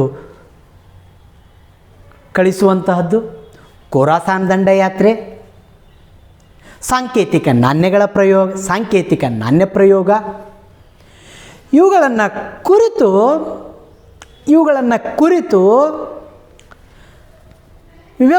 ವಿವರವಾಗಿ ಸಂಕ್ಷಿಪ್ತವಾದಂಥ ವಿವರಣೆಯನ್ನು ನೀಡ್ಕೋತ ಹೋಗಬೇಕು. ಹಾಗಾಗಿ ಈ ಒಂದಿಷ್ಟು ಉಪಸಂಹಾರದಲ್ಲಿ ಇವನ ಬಗ್ಗೆ ಓವರಾಲ್ ಆಗಿ ಈ ಮೊಹಮ್ಮದ್ ಬಿನ್ ತುಘಲಕನ ಆ ಒಂದು ವ್ಯಕ್ತಿತ್ವವನ್ನು ಬರೆಯುವಂಥದ್ದು. ಇತಿಹಾಸಕಾರರಲ್ಲಿ ಇವನೆಲ್ಲ ಮೊಹಮ್ಮದ್ ಬಿನ್ ತುಘಲಕನ ಮೇಲೆ ಇರುವಂಥ ಭಿನ್ನ ಅಭಿಪ್ರಾಯಗಳು ಬೇರೆ ಯಾವ ಅರಸನ ಮೇಲೂ ಇಲ್ಲ. ಹಾಗಾಗಿ ಇವನನ್ನು ವೈರುಧ್ಯಗಳ ಮಿಶ್ರಣ ಅಂಥೇಳಿ ಕರಿತೀವಿ. ಒಂದು ಕಡೆ ಇತಿಹಾಸಕಾರ ಹೇಳ್ತಾರೆ ಮೊಹಮ್ಮದ್ ಬಿನ್ ತುಘಲಕ ಒಬ್ಬ ಮಹಾನ್ ಜ್ಞಾನಿ, ತತ್ವಜ್ಞಾನಿ, ಹೀಗೆಲ್ಲ ಕರೆದರೆ ಇನ್ನೊಂದು ಕಡೆ ಮೊಹಮ್ಮದ್ ಬಿನ್ ತುಘಲಕ ಐಲು, ಹುಚ್ಚ, ನೀಚ ಅಂಥೇಳಿ ಕರಿತೇವೆ. ಒಂದು ಕಡೆ ದಯಾಮಯಿ ಅಂತ ಕರೆದರೆ ಇನ್ನೊಂದು ಕಡೆ ಈತನನ್ನು ಕ್ರೂರಿ ಅಂಥೇಳಿ ಕರಿತೇವೆ. ಇವುಗಳ ಬಗ್ಗೆ ಸಂಕ್ಷಿಪ್ತವಾಗಿ ವಿವರಣೆಯನ್ನು ನೀಡುವಂಥದ್ದನ್ನು ಮಾಡಿ ಮುಂದೆ ಇವೆಲ್ಲ ಎಕ್ಸ್ಪ್ಲನೇಷನ್ ಮಾಡ್ಕೋತೇವೆ. ಮುಂದೆ ಪ್ರಥಮ ಸ್ವಾತಂತ್ರ್ಯ ಸಂಗ್ರಾಮ. ಭಾರತೀಯರು 1857ರ ಈ ಘಟನೆಯನ್ನು ಭಾರತದ ಪ್ರಥಮ ಸ್ವಾತಂತ್ರ್ಯ ಸಂಗ್ರಾಮ ಅಂತೇಳಿ ಕರೆದರು. ವಿ ಡಿ ಸಾವರ್ಕರ್ ಪ್ರಥಮ ಸ್ವಾತಂತ್ರ್ಯ ಸಂಗ್ರಾಮ ಅನ್ನುವಂಥ ಒಂದು ಕೃತಿಯನ್ನೇ ಬರೆದರು. ಬ್ರಿಟಿಷರು ಇದನ್ನು ಸಿಪಾಯಿ ದಂಗೆ ಅಂತ ಬರೆದರು. ಕೆಲವು ಇತಿಹಾಸಕಾರರು ಇದು ಪ್ರಥಮ ಸ್ವಾತಂತ್ರ್ಯ ಸಂಗ್ರಾಮ ಮತ್ತು ಸಿಪಾಯಿ ದಂಗೆಯಾಗಿರದೆ ಮಧ್ಯದಾಗಿತ್ತು ಅಂಥೇಳಿ ಬರೆದರು. ಹೀಗೆ ಇದಕ್ಕೆ ರಾಜಕೀಯ ಕಾರಣಗಳು, ಸೈನಿಕ ಕಾರಣಗಳು, ಆರ್ಥಿಕ ಕಾರಣಗಳು, ಆಡಳಿತಾತ್ಮಕ ಕಾರಣಗಳು, ಈ ಕಾರಣಗಳನ್ನು ಸಂಕ್ಷಿಪ್ತವಾಗಿ ಬರಿತಾ ತತ್ಕ್ಷಣದ ಕಾರಣ ಮಂಗಲ್ ಪಾಂಡೆ ಕೊಬ್ಬು ಸವಿರದ ತೋಟಗಳನ್ನು ಬಳಸಲು ನಿರಾಕರಿಸಿದಾಗ ಅಲ್ಲಿ ಬ್ರಿಟಿಷ್ ಅಧಿಕಾರಿಗಳು ಅವನಿಗೆ ಶಿಕ್ಷಿಸಿದರು. ಹಾಗಾಗಿ ಅಲ್ಲಿನ ಇಬ್ಬರು ಬ್ರಿಟಿಷ್ ಅಧಿಕಾರಿಗಳನ್ನು ಮಂಗಲ್ ಪಾಂಡೆ ಕೊಂದಿದ ಪರಿಣಾಮ 1857ರಂಗೆ ಸ್ಫೋಟಗೊಂಡಿತು. ಆರ್ಥಿಕ ಕಾರಣ, ಧಾರ್ಮಿಕ ಕಾರಣ, ಸಾಮಾಜಿಕ ಕಾರಣ ಇವುಗಳ ಬಗ್ಗೆ ಎಕ್ಸ್ಪ್ಲನೇಷನ್ ಮಾಡ್ತಾ ಕೊನೆಗೆ ಏನಪ್ಪ ಅಂತಂದರೆ ಪರಿಣಾಮಗಳು ಬ್ರಿಟಿಷರಿಗೆ ರಾಷ್ಟ್ರಾಭಿಮಾನವನ್ನು ತೋರಿಸಿಕೊಟ್ಟಿತು. ಹಿಂದೂ ಮತ್ತು ಮುಸ್ಲಿಮರು ಒಗ್ಗಟ್ಟಾಗಿ ಹೋರಾಡಿದರು. ಇಂಗ್ಲೆಂಡಿನ ರಾಣಿ ಭಾರತದ ಆಡಳಿತವನ್ನು ಘೋಷಣೆ ಮಾಡಿದರು. ಮೊಘಲರ ಆಳ್ವಿಕೆ ಅಂತ್ಯವಾಯಿತು ಅನ್ನುವಂಥದ್ದು. ಈ 1857ರ ದಂಗೆ ವಿಫಲತೆಗೆ ಕಾರಣ ಅಂದರೆ ಸೂಕ್ತ ನಾಯಕತ್ವದ ಕೊರತೆ. ಈ ದಂಗೆ ಸೀಮಿತ ಪ್ರದೇಶಕ್ಕೆ ಮಾತ್ರ ಸೀಮಿತಗೊಂಡಿತ್ತು. ಈ ದಂಗೆಯಲ್ಲಿ ಭಾಗವಹಿಸಿದಂಥ ಅವರು ತಮ್ಮ ಸ್ವಾರ್ಥಕ್ಕೆ ಬಲಿಯಾಗಿದ್ದರು. ಆಮೇಲೆ ಸಾಮಾನ್ಯ ಜನರ ವಿಶ್ವಾಸವನ್ನು ಈ ದಂಗೆ ಗಳಿಸಿಕೊಳ್ಳುವಲ್ಲಿ ವಿಫಲವಾಗಿತ್ತು. ಹೀಗಾಗಿ ಇದು ವಿಫಲಗೊಂಡಿರುವಂಥದ್ದು ನಾವು ನೋಡ್ತೀವಿ. ಮುಂದೆ ಭಾಗ ಇಯಲ್ಲೇನಿದೆ ಅಂದರೆ 5ನೇ ಪ್ರಶ್ನೆ, ಈ ಕೆಳಗಿನ ಯಾವುದಾದರೂ 2 ಪ್ರಶ್ನೆಗಳು, ಇಲ್ಲಿ 4 ಪ್ರಶ್ನೆಗಳನ್ನು ಕೊಟ್ಟಿರ್ತಾರೆ, ನೀವು ಯಾವುದಾದರೂ 2 ಬರೀಬೇಕು. 10 ಅಂಕದ ಪ್ರಶ್ನೆಗಳಿರ್ತವೆ. ಅದರಲ್ಲಿ 32ನೇ ಪ್ರಶ್ನೆ ನೋಡ್ರಿ, ಬುದ್ಧನ ಜೀವನ ಮತ್ತು ಬೋಧನೆಗಳನ್ನು ಚಿತ್ರಿಸಿ ಅಂತೇಳಿದೆ. ಗೌತಮ್ ಬುದ್ಧ, ಅವನ ಜನನ ಸಾ.ಶ.ಪೂ 563ರಿಂದ, ಅವನ ಕಾಲ 500 ಸಾ.ಶ.ಪೂ 563ರಿಂದ ಸಾ.ಶ.ಪೂ 483ರವರೆಗೆ. ಬೌದ್ಧ ಧರ್ಮದ ಸ್ಥಾಪಕ, ಇವನ ಮೊದಲ ಹೆಸರು ಸಿದ್ಧಾರ್ಥ, ಜನನ ಸಾ.ಶ.ಪೂ 563, ಜನ್ಮಸ್ಥಳ ಲುಂಬನಿವನ, ತಂದೆ ಶುದ್ಧೋಧನ, ತಾಯಿ ಮಾಯಾದೇವಿ, ಇವನ ಸಾಕು ತಾಯಿ ಪ್ರಜಾಪತಿ ಗೌತಮಿ, ಹೆಂಡತಿ ಯಶೋಧರ, ಮಗ ರಾಹುಲ. 4 ದೃಶ್ಯಗಳನ್ನು ನೋಡ್ತಾನೆ. ಹಾಗಾಗಿ ಯಾವ್ಯಾವ 4 ದೃಶ್ಯಗಳಂದರೆ ರೋಗಿ, ಒಂದು ಶವ, ಒಬ್ಬ ಸನ್ಯಾಸಿ, ಇವುಗಳನ್ನು ನೋಡ್ತಾ ಆತರ ಈ ಜೀವನವೇ ದುಃಖಮಯವಾಗಿದೆ, ಈ ಜೀವನಕ್ಕೆ ಒಂದು ಅರ್ಥವನ್ನು ಕೊಡುವಂಥ ಸತ್ಯವನ್ನು ಸಂಶೋಧನೆ ಮಾಡೋದಕ್ಕಾಗಿ ಆತ ರಾಜವನ್ನು ಬಿಟ್ಟು ಸರ್ವೋತ್ತಂಗ ಪರಿತ್ಯಾಗವನ್ನು ಮಾಡ್ತಾನೆ. ಮಹಾಪರಿತ್ಯಾಗ ಅಂತ ಕರಿತೇವೆ. ಆಮೇಲೆ ಜ್ಞಾನೋದಯ, ಗಯಾ, ಬುದ್ಧ, ತಥಾಗತ, ಮೊದಲ ಪ್ರವಚನ ಸಾರಾನಾಥದಲ್ಲಿ ಆಗ್ತದೆ. ಸಾರಾನಾಥದ ಜಿಂಕೆ ಉದ್ಯಾನವನದಲ್ಲಿ ಆವಾಗ 5 ಜನ ಇವನ ಶಿಷ್ಯರಾಗ್ತಾರೆ. ಧರ್ಮ ಬೋಧನೆಯನ್ನು ಧರ್ಮಚಕ್ರ ಪ್ರವರ್ತನ ಅಂತೇಳಿ ಕರಿತೇವೆ. ಕೊನೆಗೆ ಕುಶಿನಗರದಲ್ಲಿ ಇವರು ಪರಿನಿರ್ವಾಣ ಅಂತಾರೆ. ಗೌತಮ ಬುದ್ಧನನ್ನು ಏಷ್ಯಾದ ಬೆಳಕು ಅಂತೇಳಿ ಎಡ್ವಿನ್ ಅರ್ನಾಲ್ಡ್ ಅವರು ಕರೀತಾರೆ. ಸಂಕ್ಷಿಪ್ತವಾಗಿ ವಿವರಣೆಯನ್ನು ನೀಡಬೇಕು. ಬೋಧನೆಗಳು 4 ಮೂಲ ತತ್ವಗಳು, 4 ಆರ್ಯ ಸತ್ಯಗಳು, ಅಷ್ಟಾಂಗ ಮಾರ್ಗಗಳು, ಇವುಗಳ ಬಗ್ಗೆ ವಿವರಣೆಯನ್ನು ಬರೀಬೇಕು. 33ನೇ ಪ್ರಶ್ನೆ, ಗುಪ್ತರ ಕಾಲವನ್ನು ಭಾರತದ ಇತಿಹಾಸದಲ್ಲಿ ಸುವರ್ಣಯುಗ ಎಂದು ಏಕೆ ಕರೆಯುತ್ತಾರೆ? ಭಾರತೀಯ ಇತಿಹಾಸದಲ್ಲಿ ಗುಪ್ತರ ಕಾಲವನ್ನು ವಿಶಿಷ್ಟ ಸ್ಥಾನವನ್ನು ಪಡೆದುಕೊಂಡಿರುವಂಥದ್ದನ್ನು ನೋಡ್ತೇವೆ. ಯುರೋಪಿನ ಬರಹಗಾರರು ಈ ಕಾಲವನ್ನು ಗ್ರೀಕ್ನ ಪೆರಿಕ್ಲಸ್ನ ಕಾಲ, ರೋಮನ್ನರ ಅಗಸ್ಟಸ್ ಸೀಸರ್ನ ಕಾಲಕ್ಕೆ ಮತ್ತು ಇಂಗ್ಲೆಂಡ್ನ ರಾಣಿ ಎಲಿಜಬೆತ್ಳ ಕಾಲಕ್ಕೆ ಹೋಲಿಸಿರುವಂತಹದ್ದನ್ನು ನೋಡ್ತೇವೆ. ಹಿಂದೂ ಧರ್ಮದ ಪುನರುತ್ಥಾನ ಆಗ್ತದೆ. ಶಿಕ್ಷಣ, ಸಾಹಿತ್ಯ, ಅದರಲ್ಲಿ ವಿಶೇಷವಾಗಿ ಸಂಸ್ಕೃತ ಸಾಹಿತ್ಯ, ವಿಜ್ಞಾನ ತಂತ್ರಜ್ಞಾನ, ಕಲೆ, ವಾಸ್ತುಶಿಲ್ಪ, ಲಲಿತ ಕಲೆಗಳು, ಇವುಗಳ ಬಗ್ಗೆ ಸಂಕ್ಷಿಪ್ತವಾದಂಥ ವಿವರಣೆಯನ್ನು ನೀಡಬೇಕು. 34ನೇ ಪ್ರಶ್ನೆ, ಕೃಷ್ಣದೇವರಾಯನ ಸಾಧನೆಗಳ ಬಗ್ಗೆ ವಿವರಣೆಯನ್ನು ನೀಡಿ. ಇವನ ಕೃಷ್ಣದೇವರಾಯನ ಕಾಲ 1509ರಿಂದ 1529. ಸರ್ವಶ್ರೇಷ್ಠ ಸಾಮ್ರಾಟರಲ್ಲಿ ಒಬ್ಬನಾಗಿದ್ದ. ತುಳು ವಂಶದ ನರಸನಾಯಕ ಹಾಗೂ ನಾಗಲಾಂಬಿಕೆಯ ಪುತ್ರ. 509ರಲ್ಲಿ ವಿಜಯನಗರ ಸಿಂಹಾಸನವನ್ನು ಏರಿರುವಂಥದ್ದು ನೋಡ್ತೀವಿ. ಸೈನಿಕ ಸಾಧನೆಗಳು: 1510ರಲ್ಲಿ ಬಿಜಾಪುರದ ಯೂಸುಫ್ ಆದಿಲ್ ಶಾಹಿಯೊಡನೆ ಯುದ್ಧ. 1513ರಲ್ಲಿ ಉಮತ್ತೂರಿನ ಪಾಳೆಗಾರ ಗಂಗರಾಜನೊಡನೆ ಯುದ್ಧ. 1513ರಿಂದ 1518ವರೆಗೆ ಒರಿಸ್ಸಾದ ಗಜಪತಿ ಪ್ರತಾಪರುದ್ರನ ಮೇಲೆ ದಾಳಿ ಮಾಡಿ ಅವನನ್ನು ಸೋಲಿಸಿರುವಂಥದ್ದನ್ನು ನೋಡ್ತೀವಿ. 1520ರಲ್ಲಿ ರಾಯಚೂರು ಯುದ್ಧ. ಯವನ ರಾಜ ಪ್ರತಿಷ್ಠಾಪನಾ ಅಂತೇಳಿ ಕರೆದುಕೊಳಿಸ್ತಾನೆ. ಅವನ ಬಿರುದು ಸಿರ್ಲೋಲ್ನಲ್ಲಿ ಶಾಂತಿ. ಪೋರ್ಚುಗೀಸರೊಡನೆ ಉತ್ತಮವಾದಂಥ ಸಂಬಂಧವನ್ನು ಹೊಂದಿರುವಂಥದ್ದನ್ನು ನಾವು ನೋಡ್ತೇವೆ. ಇವನ ಬಿರುದುಗಳು: ಕನ್ನಡದ ರಾಜ್ಯ ರಮಾರಮಣ, ಕವಿ ಪುಂಗ, ಕರ್ನಾಟಕಾಂಧ್ರ ಭೋಜ, ಹೀಗೆ ಹಲವು ಬಿರುದುಗಳನ್ನು ಹೊಂದಿರುವಂಥದ್ದನ್ನು ನೋಡ್ತೇವೆ. ಸಾಹಿತ್ಯ: ಸ್ವತಃ ಪಂಡಿತನಾಗಿದ್ದ, ಕವಿಗಳಿಗೆ ಆಶ್ರಯದಾತನಾಗಿದ್ದ, ಅಷ್ಟದಿಗ್ಗಜರಿಗೆ ಆಶ್ರಯವನ್ನು ನೀಡಿದ್ದ. ಈತ ತೆಲುಗುನಲ್ಲಿ ಅಮುಕ್ತ ಮೌಲ್ಯ ಮತ್ತು ಸಂಸ್ಕೃತದಲ್ಲಿ ಜಾಂಬವತಿ ಕಲ್ಯಾಣ ಮತ್ತು ಉಷಾಪರಿಣಿ ಅನ್ನುವಂಥ ಕೃತಿಯನ್ನು ಬರೀತಾರೆ. ಕಲೆ, ವಾಸ್ತುಶಿಲ್ಪದಲ್ಲಿ ತನ್ನ ತಾಯಿಯ ನೆನಪಿಗಾಗಿ ನಾಗಲಾಪುರ ಅನ್ನುವಂಥ ಇವತ್ತಿನ ಹೊಸಪೇಟೆ ಹೊಸ ನಗರವನ್ನೇ ನಿರ್ಮಾಣ ಮಾಡ್ತಾರೆ. ಪುರಂದರ ಮಂಟಪಗಳನ್ನು ಇವರು ನಿರ್ಮಾಣ ಮಾಡಿರುವಂಥದ್ದು. ನೀರಾವರಿ ಕೆರೆ ಕಾಲುವೆಗಳನ್ನು ನಿರ್ಮಿಸಿರುವಂತಹದ್ದನ್ನು ನೋಡ್ತೇವೆ. ಮುಂದೆ 35ನೇ ಪ್ರಶ್ನೆ, ಸರ್ ಎಂ ವಿಶ್ವೇಶ್ವರಯ್ಯನವರನ್ನು ಆಧುನಿಕ ಮೈಸೂರಿನ ನಿರ್ಮಾತೃ ಎಂದು ಕರೆಯಲಾಗಿದೆ, ವಿವರಿಸಿರಿ. ಇವರ ಕಾಲ 1861ರಿಂದ 1962, ಸುಮಾರು 101 ವರ್ಷಗಳ ಕಾಲ ವಿಶ್ವೇಶ್ವರಯ್ಯನವರು ಬದುಕಿದರು.